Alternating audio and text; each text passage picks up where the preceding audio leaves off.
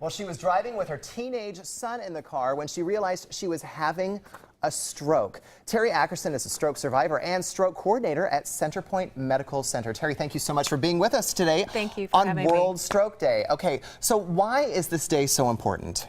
1 in 6 people will suffer a stroke in the world. It's the leading cause of long-term disability in our country, and it's the most preventable cause of long-term disability. 80% of strokes are preventable, and if we get the signs and symptoms and we get everybody's modifiable risk factors, we can prevent this from happening.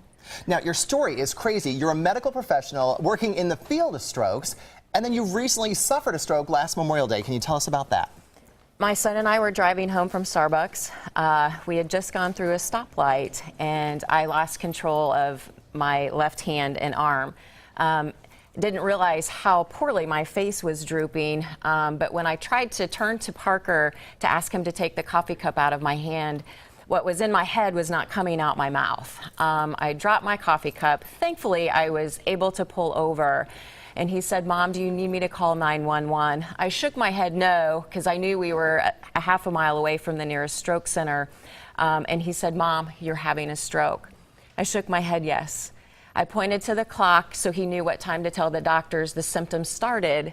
And then he drove me back to the hospital. I was in the emergency department within 7 minutes of symptom onset. So lucky. All right. Someone dies from a stroke every 4 minutes in this country. What are the warning signs you need to look out for? An easy way to remember it is the word fast. Face, if you have a facial droop. Arms, is one arm drifting other than the other? Speech, are they able to talk? Is it slurred? Are they having a problem finding their words? And then time, get to the hospital immediately. Yeah. People might not know this, but I suffered a pretty big stroke about 3 years ago. And I mean, I've recovered nicely, but I was lucky because I saw the warning signs. And why is it so important to get to the hospital so quickly? If you get to the hospital quickly, you can get a drug called TPA. I describe it to patients as a clot buster on steroids. It can break up the clot in your head and restore blood flow, so the symptoms that you're having will go away. You lose about 2 million brain cells every minute you go without appropriate blood flow to your brain.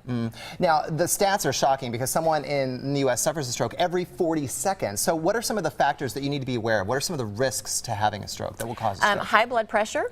If you've suffered a TIA, some people call that a mini stroke. We really don't want to call it a mini stroke because it's serious. It's a precursor to the fact that you may have a full-blown stroke going forward. Smoking, quit. If you have diabetes and blood pressure, make sure you take your medications the way that physicians prescribe them. Exercise and eat a healthy diet. Well, here's to us being stroke survivors on World Stroke Day, my friend. All right.